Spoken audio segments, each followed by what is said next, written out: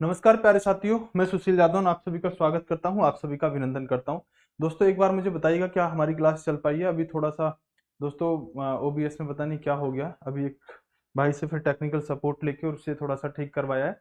तो I think मैं आप तक पहुंच पाया हूं। अभी मेरे सामने कमेंट नहीं लगे हैं दोस्तों, एक बार जल्दी से मुझे कंफर्म कर दीजिएगा जिससे कि मुझे पता चल जाए कि हम लाइव हो पाए कि नहीं हो पाए। आई थिंक अभी भी हम लाइव नहीं हो पाए हैं। एक सेकंड रखो।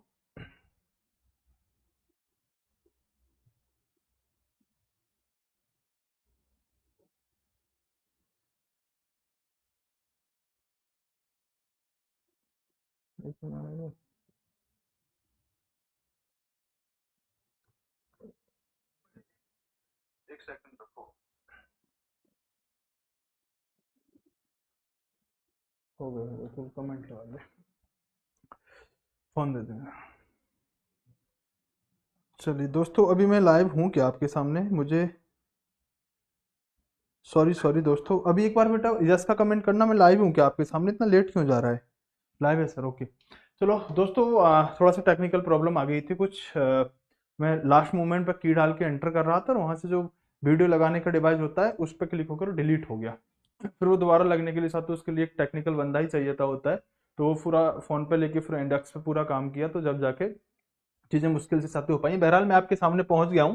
अन्यथा मुझे एक बार अभी ऐसा लगा था कि फिर से नहीं लाइव हो पाई है। दोस्तों आज हम पार्ट 9 पर बात करेंगे और बेहतरीन तरीके से चीजों को कवर करेंगे। टेंशन मत लो, शुरू करते हैं दोस्तों आगे। चलिएगा दोस्तों, आप सबको अच्छी तरह से पता होगा हम पॉलिटी पढ़ रहे हैं और पॉलिटी में बहुत बेहतरीन तरीके से साथ चीजों को लेके जा रहे हैं। तो एक बार जल्दी से सारे बच्चे आ जाओ और जल्दी से आके बता दो कि भाई क्या क्लास को शुरू किया जाए, क्या क्लास को बेहतरीन तरीके से दोस्तों करा जाए। चलिए, हाँ। तो दोस्तों पॉलिटी की क्लास है और पॉलिटी की क्लास में आइएगा शुरू कर लेते हैं। दोस्तों हमारी जो क्लास है, ये क्लास का टाइम टेबल जो रहता है साथियों, सुबह 9 बजे रीजन की क्लास होती है। 10 बजे साथियों यहाँ पर साइंस की क्लास होती है। 9 बजे मैं आपके सामने आता हूँ दोस्तों, जो आज लेट हो गया हूँ। दोस्तों 10 बजे आपकी मैथ की क्लास होती है। साथ के साथ अगर हम बात करें तो दोस्तों आपकी जो क्लास होती है साइंस मैग्नेट टेलीग्राम चैनल पर, इस पर आपकी पीडीएफ भी टाइम टाइम पर जाती रहती है। तो पीडीएफ कहाँ मिलेगी? पीडीएफ दोस्तों आपको इस साइंस मैग्नेट टेलीग्राम के अंदर मिल जाएगी। आगे बात करते हैं दोस्तों, आगे बात करते हैं अपने कोर्स के बारे में। जो हमारा फाउंडेशन कोर्स चल रहा है साइंस मैग्नेट एप्लीकेशन पर, ये कोर्स आपको साथ 399 रुपए में देखने के लिए मिल जाएगा। जाके आप इसे परचेज कर सकते हैं। एक फाउंडेशन बैच है जिसमें आपको दोस्तों कंप्लीट चीज मेरे द्वारा पढ़ाई जाएंगी, तो जाके आप जुड़ सकते हैं। जिसमें साथियों आपको सारे के सारे ये फीचर दिए जाएंगे, जैसे कंप्लीट थ्योरी रहेगी, फिर साथियों इसके अंदर आपके क्वेश्चन भी रहेंगे। साथ के साथ डेली इसमें क्लास होगी दोस्तों। 2024 के क्वेश्चन होंगे, बाइलिंगुअल कंटेंट रहेगा, थ्योरी रहेगी, मतलब पीडीएफ रहेगी एवरी क्लास की। और दोस्तों इसमें टेस्ट सीरीज भी आपको देखने के लिए मिलेगी। चलिएगा, चलिए दोस्तों,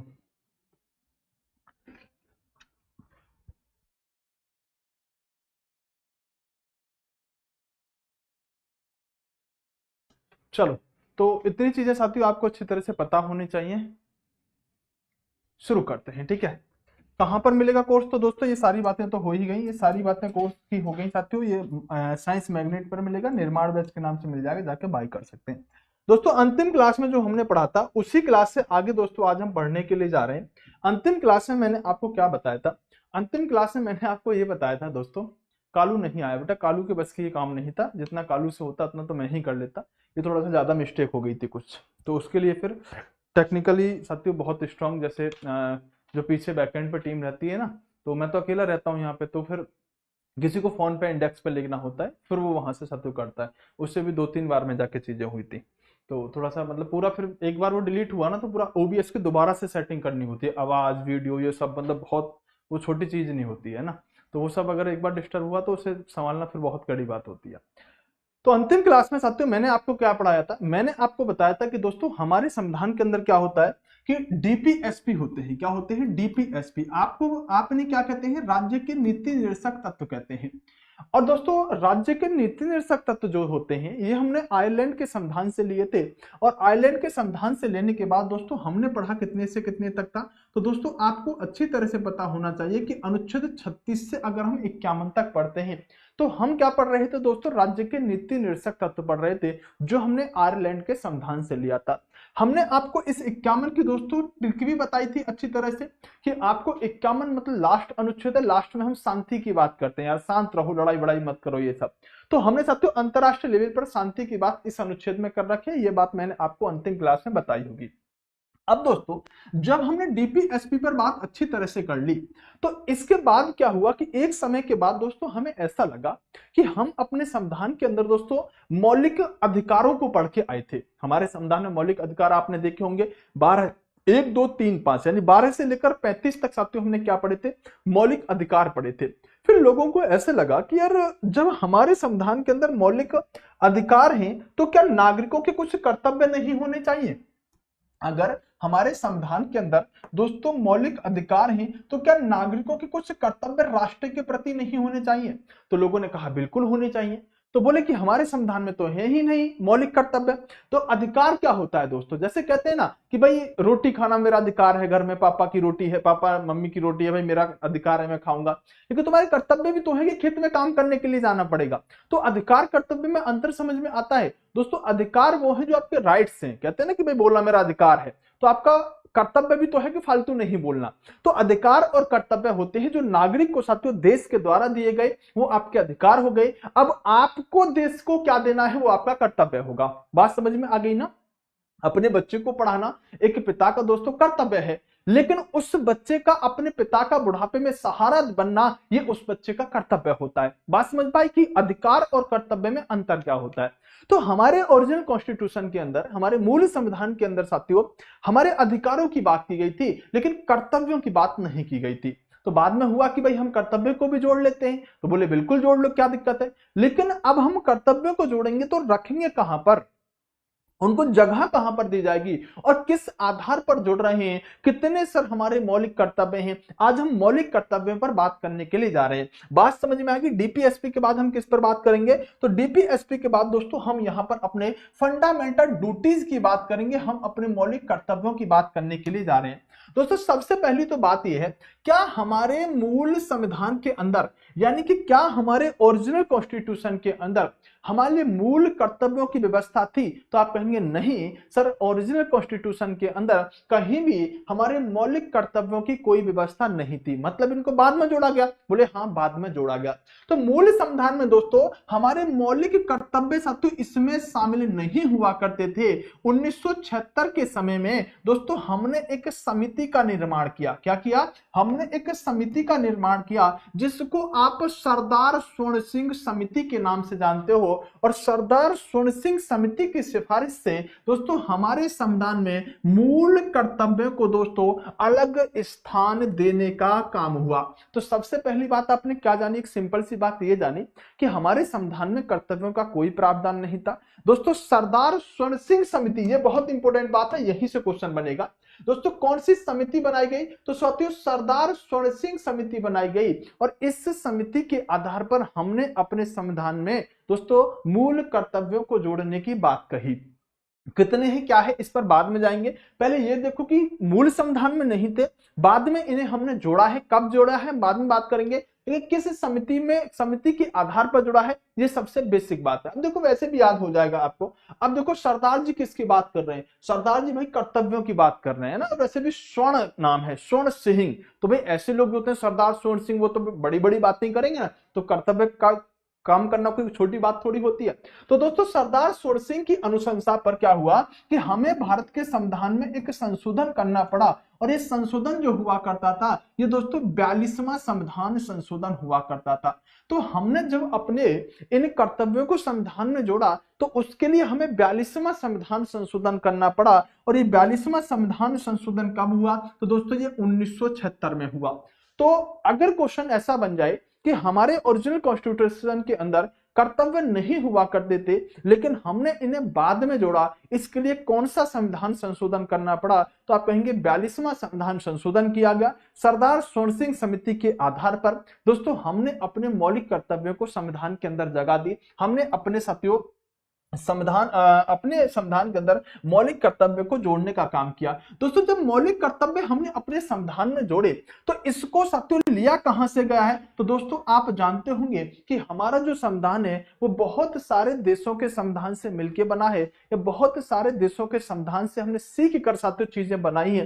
तो ये हमने रसिया यानी कि रूस से साथियों इन अपने मौलिक कर्तव्यों को लिया है। ध्यान रखना, अगर दोस्तों मैं कहूं कि अधिकार, हाँ अगर मैं कहूं दोस्तों आपने मौलिक अधिकार कहां से लिए हैं, तो भूल मत जाना बेटा, बचपन का प्यार है, मैं याद करा के आया हूं कि ये शब्द खुद बताएगा कि अधिकार कहां से लिए गए हैं। ये शब्द खुद बताएगा कि अधिकार कहां से लिए गए। तो आप क्या कहोगे, सर ये जो शब्द है ना ये खुद बता देता है कि अधिकार जो है वो अमेरिका से लिए गए।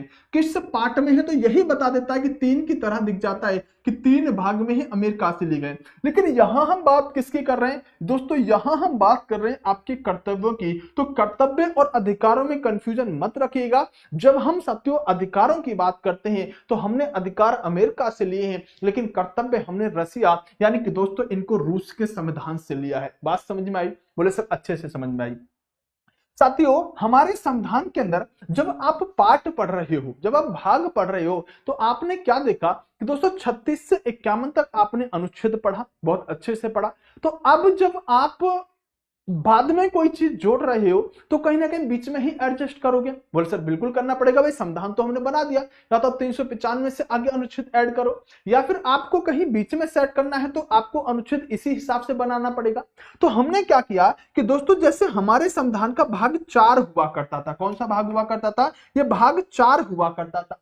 उस 4 में ही एक भाग जोड़ दिया 4A, है ना? जैसे होता है ना कि 6 क्लास है तो 6ABCD 6 सेक्शन बन जाते थे ना कि 6 कै 6 ख 6 गे, इस तरह से, या 6A है या 6B है, C में साथियों सारी लड़कियां होंगी, इस तरह से बनते थे ना, आपने कभी देखे होंगे जैसे सरस्वती विद्या मंदिर वगैरह में। तो हमने क्या देखा कि जो 4 भाग हुआ करता था संविधान का, उसमें साथियों हमने एक भाग जोड़ दिया 4A। तो अब जो मौलिक कर्तव्य रखे गए हैं वो दोस्तों हमने संविधान के भाग 4A में, और हिंदी में कहें तो दोस्तों 4K में रखे हैं। बात समझ में आई? बिल्कुल समझ में आई। सर अभी हम अनुच्छेद 51 पढ़ के आए थे जहां पर आपने बताया था कि अंतरराष्ट्रीय लेवल पर शांति की बात भारत करेगा, डीपीएसपी में आपने बताया था। तो जब अनुच्छेद 51 आपने पढ़ लिया तो दोस्तों 51 के बाद हमने एक अनुच्छेद जोड़ दिया 51A, और इसी को आप कह सकते हैं 51 कै। तो ए कहें या कै कहें, हिंदी में कै कहो और इंग्लिश में साथियों ए कहो। दोस्तों 51A जोड़ा या 51 कै जोड़ा, और इसके अंदर हमने क्या रख दिया? इसके अंदर दोस्तों हमने अपने मौलिक कर्तव्यों को रख दिया। तो अब यह समझ में आ जाना चाहिए कि दोस्तों किस भाग के अंदर मौलिक कर्तव्य रखे गए हैं संविधान के अंदर और किस अनुच्छेद में रखे गए हैं। तो आपको यह बात अगर समझ में आ गई तो यस का कमेंट करो। 4K में और 51 के कै में दोस्तों यहां अनुच्छेद रखे गए हैं। कमेंट क्या पढ़ना है बेटा? अक्षय पटेल क्या हुआ, पढ़ लिया? कमेंट बताओ। तो मैं क्या कह रहा हूं? मैं कह रहा हूं 4K भाग में और 51K अनुच्छेद में हमें अपने मौलिक कर्तव्य देखने के लिए मिलते हैं। बात समझ में आ गई? कैसा बेटा पढ़ लेगा? शांति से नहीं पढ़ेगा मेरे भाई, पढ़ ले।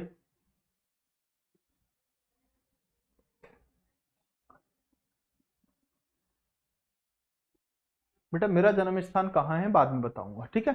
चलो, तो इतनी बात समझ में आ गई। तो पहले हमने क्या देखा, बहुत बेसिक सी बात जानी कि सर जब हम अपने ओरिजिनल कॉन्स्टिट्यूशन की बात करते हैं, जब हम अपने मूल संविधान की बात करते हैं, तो हमारे मूल संविधान के अंदर दोस्तों मौलिक कर्तव्यों की संख्या कितनी थी? तो आप एक ही बात कहोगे सर मौलिक कर्तव्यों की संख्या 0 हुआ करती थी। ओरिजिनल कॉन्स्टिट्यूशन में तो एक भी कर्तव्य नहीं था, अभी मैंने आपको बताया।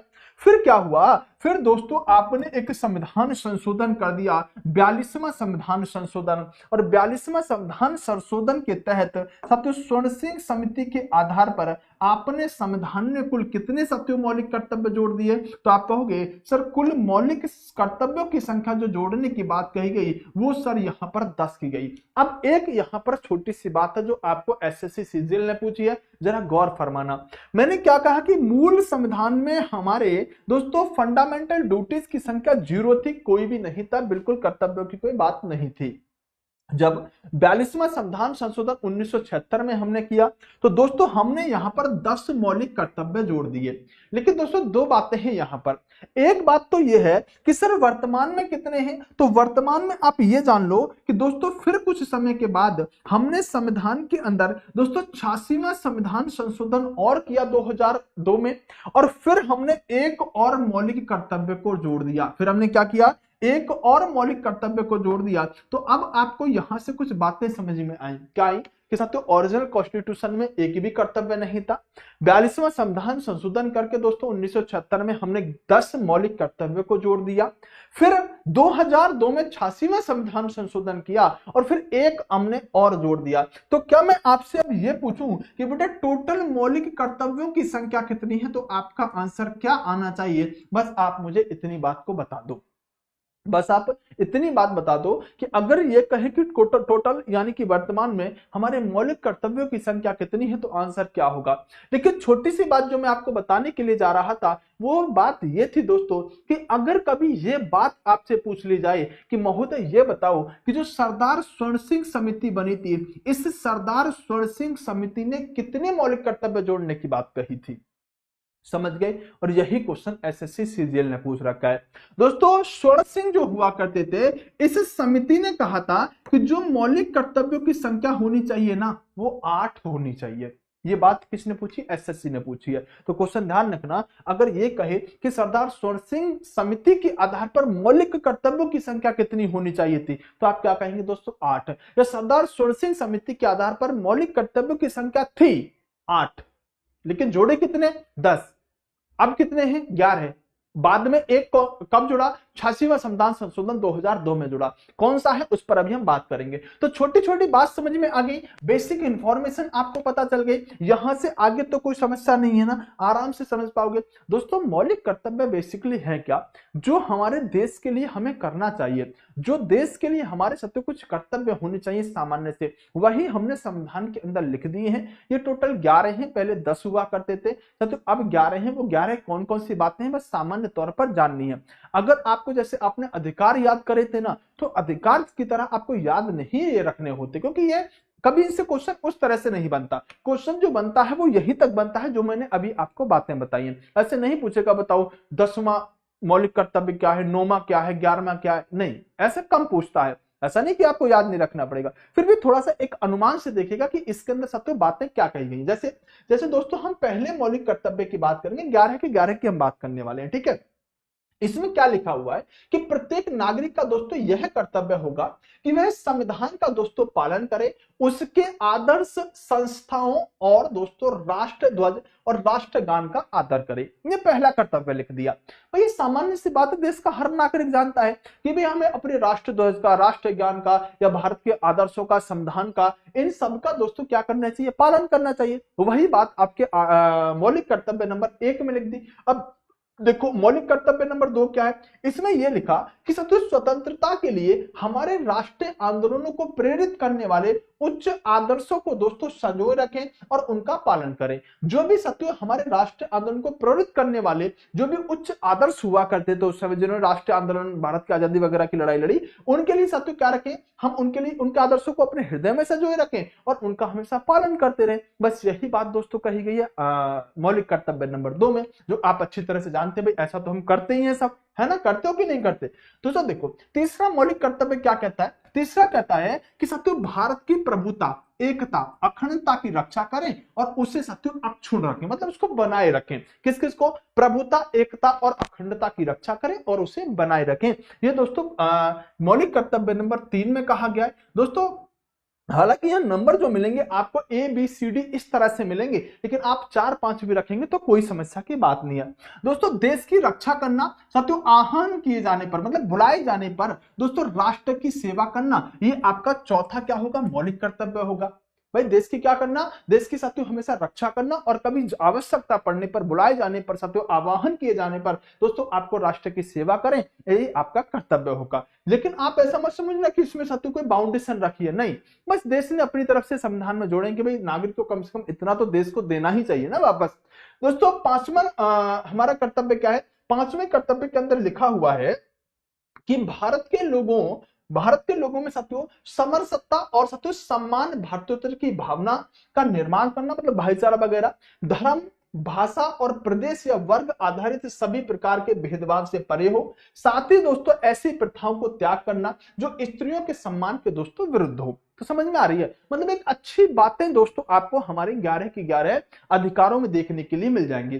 जैसे हम तो छठे अधिकार की बात करते हैं। छठा अधिकार क्या है? इसमें लिखा हुआ है कि हमारी सामाजिक संस्कृति और गौरवशाली परंपरा का महत्व समझें और उसका दोस्तों परीक्षण करें। दोस्तों अगर आपको याद भी नहीं होंगे ना, तो इसके अंदर जो व्यवस्था की गई है ना, वो व्यवस्था की गई है जो एक अच्छे व्यक्ति के लिए होनी चाहिए। भाई कौन कहेगा कि आप झंडे का अपमान करो? कौन कहेगा भारत के अंदर जो उन्होंने राष्ट्र आंदोलन करे तो उन व्यक्तियों के साथियों आप सम्मान मत करो? कोई ऐसा कहेगा? नहीं कहेगा। तो अच्छी बातें सारी की सारी 11 की 11 आपको बात यहां देखने के लिए मिलेंगी। जैसे सातवीं बात क्या है दोस्तों? प्राकृतिक पर्यावरण जिसके अंतर्गत वन, झील, नदी और वन्य जीव हैं, उनकी रक्षा करें, उसका संवर्धन करें तथा साथियों प्राणी मात्र के प्रति दया भाव का अनुसरण करें। ऐसा साथियों आपको 7वें मौलिक कर्तव्य में देखने के लिए मिलेगा। 8वें में क्या है? तो वैज्ञानिक दृष्टिकोण और ज्ञानार्जन की भावना रखें, मतलब थोड़ा साइंटिफिकली सोचें चीजों को। इसका साथियों क्या रखें? भावना रखें और इसके बारे में हमेशा सोचते रहें जिससे कि देश का विकास हो पाए। 9वां क्या है साथियों हमारा कर्तव्य? 9वां कर्तव्य सिंपल सा है तो सार्वजनिक संपत्ति की सुरक्षा करना और हिंसा से दूर रहना। जैसे आप कभी कभी रेल फूंक दी, बस भाई सार्वजनिक संपत्ति तो होती है, तो उसकी साथियों आपको सुरक्षा करनी है। सार्वजनिक संपत्ति की जो भी साथियों सार्वजनिक चीजें होती हैं, संपत्ति जो सबके लिए होती है, उनकी सुरक्षा करना। ये नहीं उसको तोड़ फोड़ कर दिया, ये वो नहीं, ये आपका कर्तव्य है देश के प्रति। 10वां कर्तव्य क्या है दोस्तों? 10वां है कि व्यक्तिगत एवं सामूहिक गतिविधियों के सभी क्षेत्र में दोस्तों उत्कर्ष की ओर बढ़ने का दोस्तों आप सतत प्रयास करते रहें। मतलब हमेशा विकास के बारे में सोचते रहें, देश के बारे में। जब आप बढ़ेंगे तो देश का भी विकास होगा। और 11वां साथियों कर्तव्य क्या है जो बाद में जुड़ा, ये आपसे पूछा जा सकता है। ठीक है, जो बाद में जुड़ा है, लेटेस्ट जुड़ा है, वो आपसे पूछा जा सकता है। दोस्तों 6 से 14 वर्ष की आयु, जो 6 से 14 वर्ष तक के आयु के साथियों बच्चे होते हैं, उन बच्चों के माता पिता या साथियों संरक्षक उन्हें शिक्षा के अवसर को प्रदान करे। ये दोस्तों बात हमने मौलिक कर्तव्यों में भी जोड़ दिया है। तो 11वीं जो ये बात जोड़ी है, यही साथियों आपके 86वें संविधान संशोधन 2002 के तहत अपने मौलिक कर्तव्य को जोड़ने का काम किया है। बात समझ में आई? 11 की 11 बातें एक बार थोड़ा सा आप इन्हें रिवाइज कर लीजिएगा। वो सब बातें इसके अंदर मेंशन की गई हैं जो एक देश के नागरिक को उसके देश के प्रति करनी चाहिए। वही सिंपल सी बात साथियों यहां पर आपको देखने के लिए मिलेंगी। कोई कठिन बात नहीं है, क्वेश्चन इससे ज्यादा नहीं बनता, लेकिन फिर भी साथियों आप इसके लिए थोड़ा सा तैयार रहिएगा। ठीक है, क्वेश्चन जो बनेगा यही बनेगा कि भाई कब जोड़े गए, किस समिति की, समिति वाला क्वेश्चन सबसे ज्यादा बनता है, सरदार स्वर्ण सिंह समिति, ध्यान रखना। और अंतिम वाला कब जुड़ा, ये वाला क्वेश्चन सबसे ज्यादा बनता है। लेकिन ऐसा नहीं बनेगा कि चलो 11 के 11 कर्तव्य याद करके बताओ। अगर हो सके तो आप याद रखो, अच्छी बात है भाई, है ना। लेकिन फिर भी साथियों आपसे क्वेश्चन जो बनता है वो शुरुआत में ही बनता है। फिर भी आपको अगर याद रहते हैं तो अच्छी बात है ना। चलो आगे बात करते हैं दोस्तों। अब मैं आपको जो पढ़ाने के लिए जा रहा हूं वो सिंपल सी बात है दोस्तों। मैं राष्ट्रपति पर बात करने के लिए जा रहा हूं। किस पर बात करने के लिए जा रहा हूं? मैं दोस्तों राष्ट्रपति पर बात करने के लिए जा रहा हूं। तो चलो दोस्तों सिंपल राष्ट्रपति पर बात करें, प्रेसिडेंट पर बात करेंगे। तो अनुच्छेद अगर हम 52 देखें जिसमें राष्ट्रपति के पद के बारे में दोस्तों बताया गया है। अंजलि यादव, झारखंड की पावन धरती से प्रणाम। जोहार गुरुजी। जोहार का मतलब मुझे समझ में नहीं आया, बाकी आपका प्रणाम स्वीकार है। सुप्रिया कौन सर? ओके। समिति सरदार सिंह होगी, ठीक है। हाँ, तो हम एक ट्रिक बताने वाला हूँ। तो यहां तक बातें आपको समझ में आई। अब देखो सिंपल सी बात है, हम जो पढ़ने जा रहे हैं दोस्तों प्रेसिडेंट को पढ़ने के लिए जा रहे हैं, मतलब हम राष्ट्रपति को पढ़ने के लिए जा रहे हैं। दोस्तों राष्ट्रपति पर अगर प्रेसिडेंट से कोई क्वेश्चन बनेगा तो वो क्वेश्चन क्या बन सकता है, मैं आपको सिंपल बताता हूं। पहले सबसे पहले आर्टिकल आपको पता होने चाहिए। राष्ट्रपति के सारे आर्टिकल आपके दिमाग में होने चाहिए। चलो मैं आपको कराता हूं। ये साथियों आजकल आपको ट्रिक सभी को देखने के लिए मिल जाएगी, बहुत पहले से साथियों ट्रिक चलती है। तो एक ट्रिक है दोस्तों, ये आपको दिख रही है क्या ट्रिक, मुझे बताना। हाँ भाई, ये ट्रिक आपको दिख रही है क्या? नहीं दिख रही होगी तो हम इससे बहुत बड़ा बड़ा कर देंगे, आप टेंशन मत लेना, है ना। कैसा कर देंगे हम इसे पूरा यहां पर कर देंगे, ठीक है, दिख रही है ना। देखो एक ट्रिक होती है, ट्रिक क्या है दोस्तों, कोई बात नहीं, बस ये पहला पहला साथियों हमने अक्षर उठा लिया, ट्रिक वगैरह कुछ नहीं है, हमने पहला पहला अक्षर उठा लिया।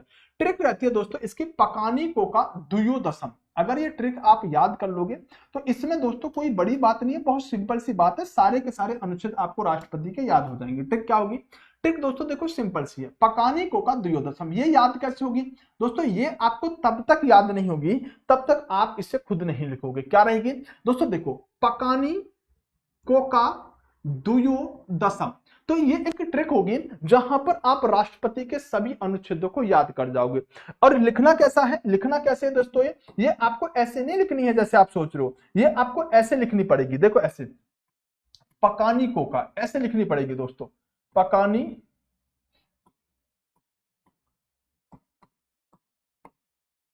को का द्वयोदशम, ठीक है, ऐसे लिखनी पड़ेगी, ठीक है, समझ में आया। अब क्या बनेगा, देखो जब यहां पर लिखा हुआ है, जैसे साथियों आप पैसे क्या बनाओगे, पैसे साथियों यहां पर जो बनेगा वो आपके राष्ट्रपति जी का पद बन जाएगा। पैसे क्या बनेगा, पद, पद बनेगा। और अनुच्छेद बिल्कुल यहां पर साथियों क्रम वाइज रहेंगे। जैसे दोस्तों आप पै के सामने 52 लिख दोगे, कै के सामने दोस्तों आप 53 लिख दोगे साथियों, फिर क्या लिखोगे 53 54, फिर साथियों आप क्या लिखोगे यहां पर 55, फिर क्या लिखोगे 56, फिर क्या लिखोगे दोस्तों 57, और फिर क्या लिखोगे दोस्तों 58, फिर साथियों यहां पर 59, यहां पर दोस्तों आपका 60, और दोस्तों ये आपका 61 हो जाएगा। अब देखना ध्यान से दोस्तों, पैसे क्या बना, पैसे आपका बना पद, तो पैसे क्या बना पद, तो राष्ट्रपति का पद किस अनुच्छेद में है, बोले सर अनुच्छेद 52 में है। अब अगला शब्द आया दोस्तों यहां पर का, तो दोस्तों का से क्या है, का से होता है कार्यपालिका का प्रधान या कार्यपालिका प्रमुख, जो साथियों अनुच्छेद आपके 53 में दिया गया है उसमें व्यवस्था की गई है। दोस्तों निज से मतलब है राष्ट्रपति का निर्वाचन, ये अनुच्छेद 54 में है। कोष से मतलब है दोस्तों कोटा, ये आपका अनुच्छेद 55 के अंदर है। दोस्तों का से मतलब है कार्यकाल, ये आपका अनुच्छेद 56 में है। दूसरे मतलब है क्या दोबारा नियुक्त हो सकते हैं, ये दोस्तों आपका 57 के अंदर है। यो मतलब साथियों योग्यता राष्ट्रपति जी की 58 अनुच्छेद में दी गई है। द मतलब साथियों उसकी दशा क्या होनी चाहिए दोस्तों 59 में दिया गया है। से शपथ मतलब ओथ अनुच्छेद 60 में दिया गया है। और मैं मतलब दोस्तों महाभियोग ये आपका 61 में दिया गया। तो अब आपको बस इतना ध्यान रखेंगे कि पकाने को का द्वयोदशम, अब आपसे ये पूछ लेगा बताओ जो यानी कि साथियों योग्यता किसमें है, बोलेंगे सीधे सीधे 58 के अंदर है। तो ये ट्रिक आपको थोड़ी सी याद रखनी पड़ेगी जिससे आप राष्ट्रपति जी के सारे अनुच्छेद याद कर जाओगे। ये क्या याद कर पाओगे, अक्षय पाटिल करें सर आप लड़कों के कमेंट नहीं पढ़ते, हाँ इसी बहाने तुमने अपना कमेंट पढ़वा लिया है ना, चलो कोई बात नहीं। दोस्तों ये बताओ ये अनुच्छेद आपको याद रह पाएंगे, बोलो। ध्यान रखना दोस्तों आपके ग्रुप डी के एग्जाम के लिहाज अगर मैं बात करूं तो दोस्तों यही स्लाइड आपकी राष्ट्रपति से संबंधित सबसे ज्यादा इंपोर्टेंट है। अगर क्वेश्चन बनेगा तो वो यहीं से बन सकता है, वो यहीं से बन सकता है। समझ में आई? अच्छा कुछ बच्चों ने पहले से ही याद कर रखा, ये तो बहुत अच्छी बात है, चलो फिर तो अच्छी बात है। दोस्तों चलो देखो सिंपल अगर हम बात करें तो अनुच्छेद 52 में क्या है, तो दोस्तों 52 में मैंने आपको बताया कि राष्ट्रपति जी के पद के बारे में पूछा गया है, कि मतलब पद के बारे में अनुच्छेद दिया गया है, इनका सत्य जो पद है वो अनुच्छेद 52 में है। और अनुच्छेद 53 में क्या है दोस्तों, इसमें कहा गया है कि जो संघ की कार्यपालिका होगी, किसकी दोस्तों, संघ की जो कार्यपालिका होगी उसके प्रमुख राष्ट्रपति होंगे, संघ की कार्यपालिका प्रमुख। ध्यान से सुनना, मैं आपको इस बात को थोड़ा सा बता देता हूं। संघ की कार्यपालिका प्रमुख साथियों कौन होंगे, आपको इस बात को बताया गया है। देखो दोस्तों संघ की कार्यपालिका का मतलब क्या है, संघ की कार्यपालिका का साथियों जो यूज किया जाता है वो दो तरह से किया जाता है। साथियों कार्यपालिका की प्रमुखता के बारे में एक तो साथियों इसका प्रयोग करते हैं आपके प्रधानमंत्री यानी कि पीएम, और एक आपके साथियों प्रेसिडेंट यानी कि राष्ट्रपति इस शक्ति का प्रयोग करते हैं। मतलब जो कार्यपालिका की शक्तियां हैं उनकी साथियों प्रयोग या तो प्रधानमंत्री करते हैं या राष्ट्रपति करते हैं।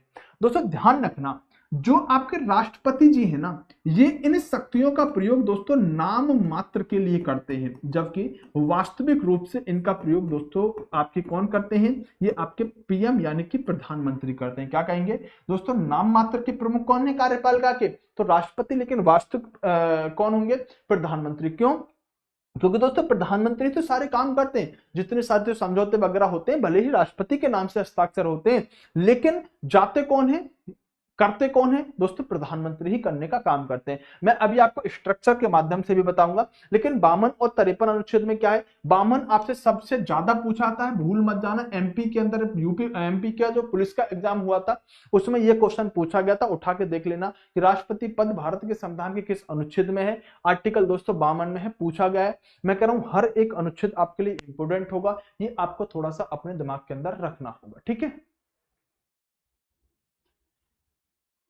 ठीक है, चलो आगे बात करते हैं, आगे बात करते हैं। अब बात करेंगे दोस्तों राष्ट्रपति जी के बारे में।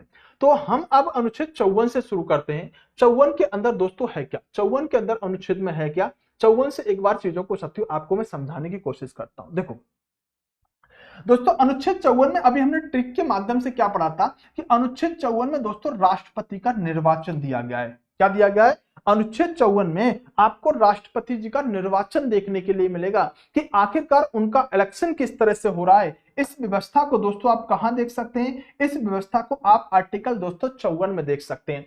अब अगर साथियों इलेक्शन ऑफ प्रेसिडेंट आपको देखना है, क्या देखना है, इलेक्शन ऑफ प्रेसिडेंट देखना है, तो पहले तो आपको यह पता होना चाहिए कि सर इनका इलेक्शन करवाएगा कौन, इनका इलेक्शन करवाएगा कौन। तो आप एक बात कहेंगे सिंपल सी कि सर इनका जो इलेक्शन करवाएगा वो आपका चुनाव आयोग करवाएगा। कौन करवाएगा, चुनाव आयोग करवाएगा। सर इनके लिए वोट कौन डालेगा, तो इनके लिए जो वोट डालेंगे वो दोस्तों आपके निर्वाचक मंडल के लोग डालेंगे। अब आपके दिमाग में क्वेश्चन आना चाहिए, सर निर्वाचक मंडल कौन, तो फिर मैं आपसे एक क्वेश्चन और पूछूंगा। मैं कह बेटा ये बताओ, क्या राष्ट्रपति के लिए तुमने कभी वोट डाला है, हाँ भाई बोलो, क्या राष्ट्रपति के लिए तुमने कभी वोट डाला है, तो हाँ या ना में जवाब दो। कुछ बच्चे तो ऐसे होंगे सर डाला तो है, डाला तो है, हमारे यहाँ पे बहुत तगड़ा प्रचार हो रहा था उस टाइम पर, हमने दिया था राष्ट्रपति को वोट। कुछ बच्चे ऐसे होंगे जो समझदार होंगे, जिनको नहीं पता उन्हें भी मैं आपको समझाऊंगा। पहले आप ये समझो दोस्तों कि राष्ट्रपति के लिए वोट कौन डालता है, तो दोस्तों वोट डालने का काम किया जाता है आपका निर्वाचक मंडल के द्वारा। निर्वाचक मंडल में कौन होता है, ये बात बहुत ज्यादा इंपॉर्टेंट है, क्योंकि आप राष्ट्रपति के चुनाव में भाग नहीं लेते। एक तो चुनाव होता है प्रत्यक्ष चुनाव जिसमें आप सब लोग भाग लेते हो, एक होता है अप्रत्यक्ष चुनाव जिसमें जनता दोस्तों भाग नहीं लेती है। तो राष्ट्रपति के चुनाव में आपने कभी वोट नहीं डाला होगा। इनके लिए वोट डाले जाते हैं दोस्तों निर्वाचक मंडल के द्वारा। अब से निर्वाचक मंडल क्या होता है, ये बात मैं आपको समझाने के लिए जा रहा हूं, जरा गौर से सुनना मेरी बात को, अगर आपको दोस्तों समझ में आए तो गौर से सुनना, समझा तो मैं दूंगा ही। खैर देखो दोस्तों, अगर हम बात करें तो मैंने आपको हमेशा एक बात समझाई होगी दोस्तों, हमारे देश के अंदर क्या है साथियों, पार्लियामेंट है, संसद है, और ये संसद जो होता है ये कितने हिस्सों से, मतलब कितने भाग हैं इसके, तो आप क्या कहोगे, सर इसका एक भाग तो राष्ट्रपति होता है। क्या ये बात आपको पता है? प्रेसिडेंट दोस्तों हमारे संसद के अभिन्न अंग हैं। अगर प्रेसिडेंट नहीं है तो आप इसे कंप्लीट संसद भी नहीं कह सकते। तो संसद के कितने भाग होते हैं, तो बताओ जल्दी से दोस्तों। एक भाग होता है इसका क्या, राज्यसभा, क्या कहोगे इसे दोस्तों, राज्यसभा कहोगे। और एक भाग क्या होता है दोस्तों आपका लोकसभा, क्या होता है, लोकसभा। अनुच्छेद क्या इसके मैंने आपको याद करा रखे हैं, यस और नो में कमेंट करो, फिर से बता दूंगा नहीं तो। लोकसभा दोस्तों, अगर देश के लिए कोई भी कानून बनता है तो संसद बनाती है, और संसद 3 भागों से मिलकर बना है, जिसमें लोकसभा, राज्यसभा और राष्ट्रपति आपके मेंशन है। लेकिन संसद के साथियों 2 हाउस हैं, लोकसभा और राज्यसभा। संसद के साथियों हाउस 2 हैं, सदन 2 हैं, लेकिन भाग हिस्से 3 हैं, क्योंकि राष्ट्रपति हाउस नहीं है, ये कोई हाउस थोड़ी है। हाउस तो ये 2 ही लोग आके बैठते हैं, लेकिन संसद में साथियों भाग 3 होते हैं, राष्ट्रपति भाग में आएंगे। तो हमारे देश के लिए जो कानून बनेगा वो आपकी संसद बनाती है। बात समझ में आई? बोले सर बिल्कुल समझ में आई। दोस्तों क्या राज्य के कानून के बारे में आप जानते हो? राज्य में जो कानून बनेगा वो कौन बनाएगा? वो दोस्तों आपकी विधानमंडल बनाती है। सर विधानमंडल में कितने हिस्से होते हैं? तो वही तो बता रहा हूं दोस्तों, विधानमंडल में एक आपका हिस्सा होता है जिसे आप राज्यपाल कहते हैं, गवर्नर। दोस्तों एक इसका हिस्सा क्या होता है, एक हिस्सा होता है दोस्तों आपका राज्यसभा की तरह लिख लेंगे दोस्तों यहां पर विधान परिषद। क्या होता है? विधान परिषद। अभी लोड मत लेना, मैं किस लिए लिख रहा हूं मैं अभी आपको समझा दूंगा। क्या होता है? विधान परिषद। और एक इसका हिस्सा होता है दोस्तों विधानसभा। देखो दोस्तों, जैसे जैसे देश के अंदर दोस्तों राष्ट्रपति है ना, ऐसे ही राज्य में राज्यपाल है। ये विधानमंडल जो है मेरे साथियों, मेरे हमदर्द, मेरे जिगर के टुकड़ों, ये विधानमंडल जो है ना, ये राज्य का कानून बनाता है। संसद जो है वो देश का कानून बनाता है। इसका संबंध ऐसे समझो जैसे प्रधानमंत्री, इसका संबंध ऐसे समझो जैसे किसी राज्य का मुख्यमंत्री। मतलब एक एग्जांपल मैं बता रहा हूं। अब दोस्तों यहां पर देश का कानून राज्यसभा, लोकसभा और प्रेसिडेंट से बनता है। राज्य का कानून विधानसभा, विधान परिषद और राज्यपाल से बनता है। जैसे देश में राष्ट्रपति, ऐसे राज्य में राज्यपाल। जैसे देश में राज्यसभा, ऐसे राज्य में दोस्तों विधान परिषद। लेकिन विधान परिषद भारत के हर राज्य में नहीं है। जिस राज्य के विधानसभा पर ज्यादा वर्कलोड होगा, उस राज्य में विधान परिषद भी खोल दी जाएगी। ये कब खोली जाएगी? जब ये हाउस कहे भाई काम संभल नहीं रहा, बहुत ज्यादा हो रहा है, हम पे वर्कलोड है, बोले लो एक और हाउस ले लो। तो जो बड़े राज्य हैं ना, कितने राज्य में विधान परिषद है, कमेंट करो जल्दी से दोस्तों। विधानसभा पर जब ज्यादा वर्कलोड होगा तो उस राज्य के अंदर हम विधान परिषद भी खोल देंगे। बात समझ में आ गई? अगर समझ में आ गई तो अब मैं आपको राष्ट्रपति जी का निर्वाचक मंडल समझाने के लिए जा रहा हूं कि दोस्तों इनके निर्वाचक मंडल में कौन कौन शामिल होते हैं। जरा गौर से देखना कौन कौन शामिल होते हैं। तो दोस्तों इनके निर्वाचक मंडल के अंदर कौन कौन शामिल होते हैं, तो सबसे पहले हम ध्यान रखेंगे इनके निर्वाचक मंडल में दोस्तों लोकसभा के निर्वाचित सदस्य शामिल होंगे। सर लोकसभा कौन सी? देखो ये रही लोकसभा। तो इसके सदस्य, निर्वाचित सदस्य राष्ट्रपति के चुनाव में भाग लेंगे। एक बात समझ में आई? बोले सर समझ में आई। दूसरी दोस्तों राज्यसभा के निर्वाचित सदस्य भाग लेंगे। सर राज्यसभा कौन सी? तो दोस्तों ये रही आपकी राज्यसभा। इसको भी एक बार देख लो, ये रही राज्यसभा। तो हमने क्या देखा? राज्यसभा के निर्वाचित सदस्य, लोकसभा के निर्वाचित सदस्य। दो चीजें समझ में आ गई। राष्ट्रपति के चुनाव में कौन कौन भाग ले रहे हैं? संसद के दोनों हाउस, ऐसा भी कह सकते हैं। कौन ले रहे हैं? संसद के दोनों हाउस साथियों यहां पर भाग ले रहे हैं। अब देखो आगे समझना और सुनना ध्यान से, बहुत काम की बात है दोस्तों। इसके अंदर राज्य तथा केंद्र शासित प्रदेशों की विधान सभाओं के निर्वाचित सदस्य भी भाग लेते हैं। जरा इस शब्द पर गौर देना, ये शब्द ही तो बहुत बड़ा है दोस्तों। यहां पर लिखा हुआ है विधान सभा। क्या लिखा हुआ है? विधानसभा। जब हम राज्य के कानून निर्माण की बात कर रहे थे तो हमने वहां दो चीजें लिखी थी, विधान परिषद और विधानसभा। लेकिन दोस्तों हमें क्या मिला राष्ट्रपति के निर्वाचक मंडल में? सिर्फ और सिर्फ विधानसभा मिला। तो हम क्या ये वाली बात कह सकते हैं कि दोस्तों विधान परिषद के सदस्य भाग नहीं लेते? बोले सर बिल्कुल कह सकते हैं। तो अब सिंपल बात आपको यह समझ में आई मेरे साथियों कि राष्ट्रपति के चुनाव में जो भाग लेते हैं वो आपके लोकसभा के निर्वाचित सदस्य लेते हैं, राज्यसभा के निर्वाचित सदस्य लेते हैं, और राज्य तथा केंद्र शासित प्रदेशों के विधान सभा के निर्वाचित सदस्य भाग लेते हैं। इसका मतलब विधानसभा के लेते हैं, और हम ये कह सकते हैं कि विधानसभा के लेते हैं तो विधान परिषद के नहीं लेते। सिंपल सी बात ऐसे भी समझो दोस्तों। हर राज्य के अंदर विधान परिषद नहीं है। अगर हर राज्य में विधान परिषद नहीं है तो साथियों इसे हम फिर शामिल कैसे कर सकते हैं? तो राष्ट्रपति के निर्वाचक मंडल में कौन कौन शामिल है? लोकसभा के निर्वाचित सदस्य, राज्यसभा के निर्वाचित सदस्य, और दोस्तों विधान मंडल में विधानसभा के निर्वाचित सदस्य। आपको पता चला राष्ट्रपति के चुनाव में कौन कौन भाग लेते हैं? ये बताओ राष्ट्रपति के चुनाव में कौन कौन भाग लेते हैं? राज्यसभा के निर्वाचित सदस्य, लोकसभा के, और यहां विधानसभा के। जो गलती होगी ना बस यही वाली होगी कि आप विधान परिषद को कट नहीं कर पाओगे। इसीलिए मैंने आपको स्ट्रक्चर बना के समझाया कि इसके सदस्य राष्ट्रपति चुनाव में भाग नहीं लेते। बस यही गलती आपसे करवाएगा, पहली गलती। दूसरी गलती एक बताऊं मैं आपको, और वो गलती ऐसी है, मैं आपको 4 बार भी समझाऊंगा ना, और 5वीं बार जैसे ही तुम्हें क्वेश्चन दूंगा 100% तुम उसे 5वीं बार गलत कर दोगे, मेरी गारंटी है। बोले सर ऐसी बात है? मैंने कहा ऐसी ही बात है।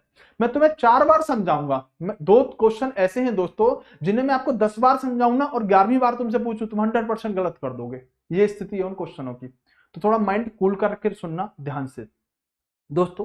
क्या आप ये जानते हो कि इस राज्यसभा के अंदर 2 तरह से लोग आके बैठते हैं?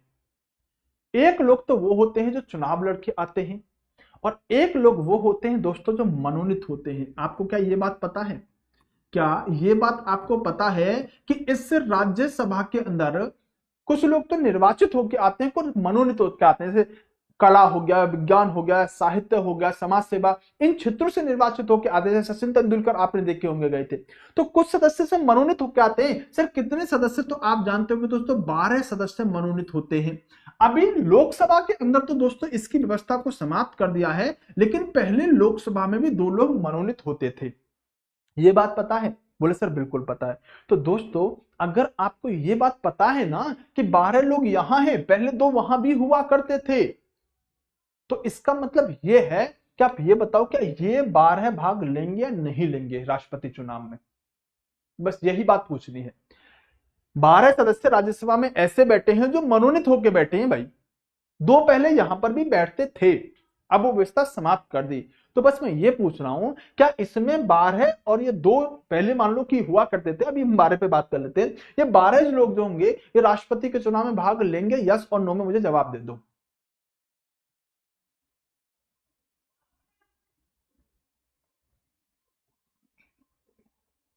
बोलो यस और नो।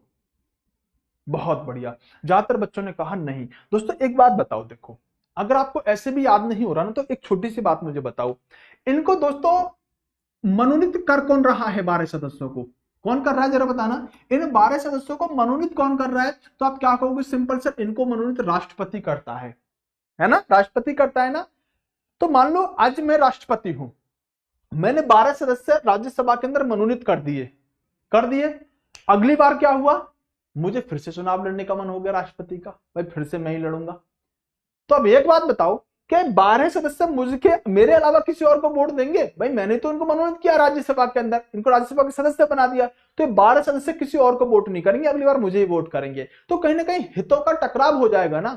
इसलिए हमने क्या किया कि ये 12 सदस्य जो है ना, इनको दोस्तों हमने राष्ट्रपति के चुनाव में शामिल नहीं किया। और इसीलिए दोस्तों मैं जब बार बार बोल रहा था ना तो आप ध्यान नहीं दे रहे थे उस शब्द पर। यहां लिखा हुआ है लोकसभा के निर्वाचित सदस्य, मतलब मनोनीत नहीं है, सिर्फ निर्वाचित, जो इलेक्ट होके आए, चुनाव लड़के आए, वही भाग लेंगे। यहां पढ़ना राज्यसभा के निर्वाचित सदस्य, भैया मनोनीत नहीं ले सकते। यहां भी देखो क्या लिखा हुआ है दोस्तों, यहां भी लिखा हुआ निर्वाचित सदस्य। और दोस्तों पता है क्वेश्चन कहां गलत होगा? क्वेश्चन यही गलत होगा। क्वेश्चन सिंपल लिखेगा राष्ट्रपति के चुनाव में निम्नलिखित में से भाग लेते हैं लोकसभा, राज्यसभा और विधान सभाओं के सदस्य, तुरंत आंसर लगा दोगे आप। जबकि अगला डी ऑप्शन पे क्या डालेगा?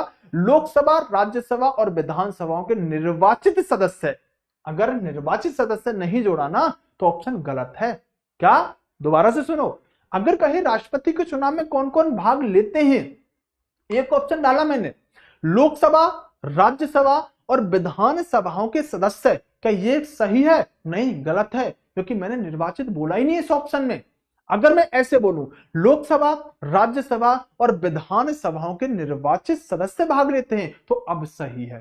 दोस्तों सिर्फ एक अक्षर का अंतर डालेगा क्वेश्चन में, और ये क्वेश्चन प्रीवियस ईयर में भर भर के आया है। अगर वो निर्वाचित शब्द ना लगाए ना ऑप्शन में, कह देना गलत बोल रहा है। ऐसे बोल लोकसभा, राज्यसभा और विधानसभा के निर्वाचित सदस्य राष्ट्रपति के चुनाव में भाग लेते हैं। बात समझ में आई, हाँ कि ना? दोस्तों इतना मेहनत करके मैं तुम्हें चीजों को कंफर्म करने की कोशिश करता हूं जिससे कि तुम्हारे दिमाग में कोई दिक्कत ही ना आ जाए। पूछूंगा, ध्यान रखना, मैं तुमसे पूछूंगा, फिर मत कहना कि सर क्या हुआ, फिर मत कहना सर क्या हुआ। मैं आगे चल के क्वेश्चन पूछूंगा यहां से जितना मेहनत से समझा रहा हूं तुमको, ठीक है? अब देखो दोस्तों जब हम आर्टिकल 55 की बात करते हैं तो इसमें दोस्तों निर्वाचन नीति के बारे में बताया गया, सिस्टम बताया गया। तो वैसे तो राष्ट्रपति जिस प्रणाली से इनका चुनाव होता है ना, उसका नाम है दोस्तों एकल संक्रमणीय मत पद्धति। क्या नाम है? एकल संक्रमणीय मत पद्धति, उसका नाम है जिस प्रणाली से राष्ट्रपति जी का चुनाव होता है।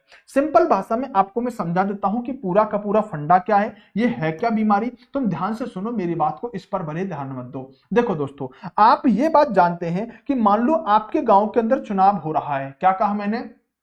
आपके गांव के अंदर चुनाव हो रहा है, तो अगर आपके गांव में चुनाव हो रहा है तो वोट आप कैसे डालने के लिए जाते हो? हैं, वोट आप कैसे डालने के लिए जाते हो, जरा मुझे बताना एक बार। चलो आप क्या बताओगे, मैं ही तुम्हें बता देता हूं कैसे वोट डालते हो तुम। देखो दोस्तों, अगर मान लो इस चुनाव के अंदर इस तरह से लोग लड़ रहे हैं, ए नाम का व्यक्ति लड़ रहा है, बी नाम का, सी नाम का और डी नाम का, मैं आपको बताने जा रहा हूं कि राष्ट्रपति के चुनाव में वोट कैसे डाले जाते हैं। ठीक है, वोट कैसे डाले जाते हैं दोस्तों। अब मान लो कि ये चार लोग चुनाव लड़ रहे थे, ये चार लोग चुनाव लड़ रहे थे, एक तो ए नाम का लड़ रहा है, एक बी नाम का लड़ रहा है, एक दोस्तों यहां पर सी नाम का लड़ रहा है और एक दोस्तों यहां डी नाम का लड़ रहा है।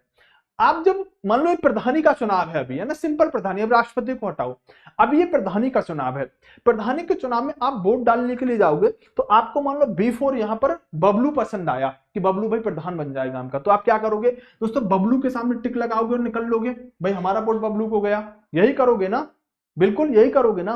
बोले हाँ सर यही करते हैं, जिसको वोट देना है उसके सामने मोहर लगा देंगे, उसके सामने का बटन दबा देंगे और हम अपना काम कंप्लीट कर लेंगे, यही होता है। बोले हाँ। अच्छा फिर एक बात बताओ दोस्तों, अगर अगर आपके गांव के अंदर 10 वोट डाले गए, कितने, 10 वोट डाले गए, इस सी को दोस्तों 4 वोट मिले, बी को दोस्तों 3 वोट मिले, ए को साथियों 4 3 7 और एक 8 और एक 2, यानी कि साथियों अगर हम देखें कि यहां पर जो वोट बांटे गए, बी को 3, ए को 1, सी को 4 और डी को 4, अगर गांव के अंदर 10 वोट पूरे पड़े, 4 लोग चुनाव लड़ रहे थे, तो साथियों इसको ए को 1 मिला, बी को 3 मिले, सी को 4 मिले, डी को 2 मिले, तो अब इसमें प्रधानी का चुनाव जीता कौन, जरा बताना, प्रधानी का चुनाव जीता कौन? तो क्या कहोगे, अरे सर इतना सा छोटा सा मैथ का क्वेश्चन पूछ लिया, हम ग्रुप डी की तैयारी करें, तगड़ा पूछना चाहिए था सर, इसके अंदर ये आपका सी जीत गया, यही कहोगे ना। तो दोस्तों सुनो मेरी बात, अगर ये प्रधानी का चुनाव है तो इसके अंदर सी जीत गया,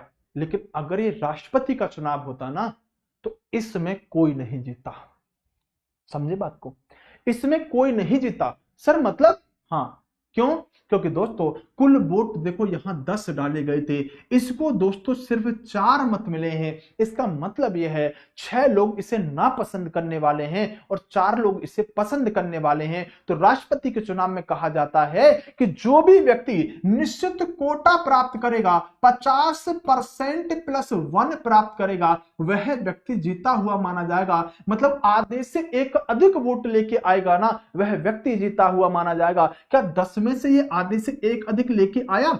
नहीं लेके आया ना, तो इस चुनाव में कोई नहीं जीता अगर ये राष्ट्रपति का चुनाव है। हाँ प्रधानी का चुनाव होता ना तो सी इसमें विनर हो जाता। अब मैं आपको समझाता हूं कि जीत हार होगी कैसे। देखो जीत हार साथियों ऐसे होगी कि मान लो साथियों आप वोट देने गए ना यहां पर, तो वोट कैसे दोगे राष्ट्रपति के चुनाव में? आप सबको वोट दे के आओगे, बस यही तो फंडा बड़ा है, आप सबको वोट दे के आओगे। जैसे कैसे, आप कहोगे कि आप वोट डालने के लिए गए, आपने कहा सर सी 1 नंबर पर बन जाए मेरी तरफ से राष्ट्रपति, अगर सी ना बने तो दूसरे नंबर पर आपका बी बन जाए, अगर बी भी ना बने तो तीसरे नंबर पर फिर मैं डी को चाहूंगा और चौथे नंबर पर चाहूंगा ए को। तो दोस्तों राष्ट्रपति के चुनाव में इस तरह से वोट पड़ते हैं। वोट डालने वाला व्यक्ति दोस्तों प्राथमिकता के आधार पर सभी को वोट देता है। जैसे इसने कहा पहले नंबर पर मैं चाहूंगा सी बने, दूसरे पर जानूंगा बी, चाहे बी बने और ए साथियों चौथे नंबर पर बने, डी तीसरे पर बने। तो इस तरह से राष्ट्रपति का चुनाव होता है। इस पद्धति को कहा जाता है एकल संक्रमणीय मत पद्धति। एक व्यक्ति जाके सभी को वोट डालता है लेकिन प्राथमिकता के आधार पर। और दोस्तों यहां पर 50% प्लस 1 मतलब कुल वोट जितने डाले जाएंगे उसके आधे से एक अधिक जो लेके आएगा वही राष्ट्रपति बन के सामने आएगा। अगर सर नहीं लेके आया तो जिसके सबसे कम मत होंगे ना उसको फाइट से अलग किया जाएगा और फिर साथियों आपके दोबारा काउंटिंग होगी। हालांकि आज तक सिर्फ ऐसा एक बार ही हुआ है कि दोबारा काउंटिंग करने की जरूरत पड़े। बहरहाल मैं इस बात को दोबारा समझाऊंगा, अभी टाइम हो चला है। वीवी गिरी के ही चुनाव में साथियों दूसरे चरण की मतगणना करने की आवश्यकता पड़ी थी, अन्यथा हम पहले चरण में ही साथियों 50% प्लस 1 किसी ना किसी को दे ही देते हैं तो वह जीत जाता है। दोस्तों क्लास को सारे बच्चे एक बार क्या करेंगे, लाइक करेंगे। पूरा साथियों हमने कोशिश करी कि एक लंबा सा लेक्चर लेके चले, लेकिन फिर भी सारे बच्चे एक बार लाइक कर देंगे, कमेंट करेंगे दोस्तों कैसी लगी क्लास। मैं आपको जो भी तथ्य बताऊंगा ना वो आपके दिमाग में एकदम हमेशा हमेशा के लिए साथियों फिट कर दूंगा। दूसरा दोस्तों जो हमारा कोर्स चल रहा है ये 399 रुपए में दोस्तों आप इसे परचेज कर सकते हैं। ये हमारा फाउंडेशन बैच है जिसमें आपको साथियों सारे के सारे फीचर मिल जाएंगे, कंप्लीट थ्योरी प्लस क्वेश्चन भी दोस्तों 2024 के रहने वाले होंगे। तो इस बैच के अंदर साथियों आप जुड़ सकते हैं साइंस मैग्नेट एप्लीकेशन पर जाकर। ये अभी दोस्तों आपको 399 रुपए में मिल रहा है, तो इस ऑफर का फायदा उठा सकते हैं। वीडियो को लाइक करेंगे, चैनल को सब्सक्राइब करेंगे सारे के सारे बच्चे। फिर साथियों मैं आगे आपसे इसी टॉपिक पर डिस्कस करने वाला हूं। Best of luck, bye bye, take care, love you to all.